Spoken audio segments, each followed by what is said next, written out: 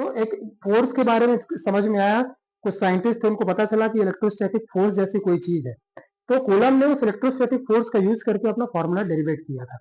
Electrostatic force क्या होती है? ऐसी फोर्स जो दो इलेक्ट्रॉन को या दो चार्जेस को आपस में बांध के रखती है, वो फोर्स क्या कहलाती है? Electrostatic force. जब स्थिर वस्तुओं के बीच में या दो स्टैटिक जो सब्सटेंस है उनके बीच में आपस में कोई चार्ज पैदा होता है, तो वो जो भी चार्ज है आपस में एक दूसरे से बाउंड होकर रहते हैं, उनके बाउंड होने के कारण जो फोर्स पैदा होता है उस फोर्स को हम क्या कहते हैं? Electrostatic force.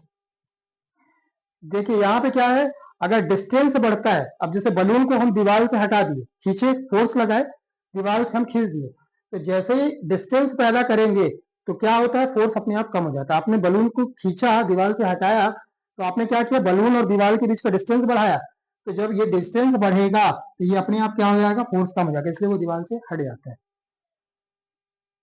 एक ये सब लोगों ने देखा होगा, जब बिजली चमकती है तो बिजली गिरते भी हमने देखा है। बिजली यानी लाइटनिंग जो होता है, लाइटनिंग का भी जो कंसेप्ट है वो भी सेम इससे जुड़ा हुआ है। अब इसमें बात आएगा कि ठीक है, आपने तो बताया कि फ्रिक्शन होता है तो चार्ज पैदा होते हैं, तो लाइटनिंग में कौन सा फ्रिक्शन होता है? उसके जो क्लाउड है, क्लाउड के अंदर जो वाटर के ड्रॉपलेट्स होते हैं या आइस के जो छोटे छोटे क्यूब्स होते हैं, या छोटे छोटे आप समझ लो आइस के भी ड्रॉपलेट्स होते हैं, ये आपस में फ्रिक्शन करते हैं। ये फ्रिक्शन करने से क्या होता है? चार्ज पैदा होता है। अब वो चार्ज किस टाइप के होते हैं? चार्ज के बारे में यहाँ पे एक साइंटिस्ट हुए बेंजामिन फ्रैंकलिन। बेंजामिन फ्रैंकलिन ने बताया, चलो ठीक है, ये तो सही है कि यार चार्ज तो पैदा होता है। अब ये चार्ज पैदा होता है तो ये चार्ज भी दो टाइप का होता है। उन्होंने बता दिया कि कुछ तो चार्ज हैं जो सेम टाइप के होते हैं, कुछ अपोज टाइप के होते हैं।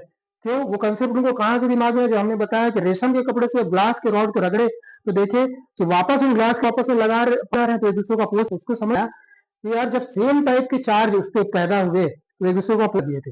वही जब रेशम के कपड़े और ग्लास के रॉड को नजदीक लाए, वो एक दूसरे को चिपक गए, उससे एक दूसरे के नजदीक आ गए। उनको समझ में आया कि जब अपोजिट चार्ज पैदा हुआ, यानी एक में प्लस चार्ज आया, एक में माइनस चार्ज आया, तो अपोजिट चार्ज एक दूसरे को अट्रैक्ट कर लिए। लेकिन जब सेम चार्ज आया तो सेम चार्ज एक दूसरे को क्या कर दिए? अपोज कर दिए। तो बेंजामिन फ्रैंकलिन ने, अमेरिका के थे इसलिए फायदा उठाया, और उन्होंने अपना नाम से दे दिया कि भैया एक तो चार्ज का नाम पॉजिटिव चार्ज है और एक चार्ज है नेगेटिव चार्ज है। जब सेम टाइप के चार्ज आएंगे, यानी पॉजिटिव पॉजिटिव आएंगे तो एक दूसरे को अपोज करेंगे, निगेटिव निगेटिव आएंगे तो ये भी अपोज करेंगे, और पॉजिटिव निगेटिव आएंगे तो एक दूसरे को अट्रैक्ट कर लेंगे। तो हम बादल पे थे, तो बादल में हम बता रहे थे कि क्या हुआ, आपस में जितने भी वाटर के ड्रॉपलेट्स थे ये आपस में टकराए तो बहुत सारे चार्ज पैदा हुए। फ्रिक्शन का हमने बताया, फ्रिक्शन जब भी होगा तो चार्ज पैदा, इलेक्ट्रॉन रिलीज होगा, इलेक्ट्रॉन जब भी रिलीज होगा तो चार्ज पैदा करता है। तो अब ये चार्ज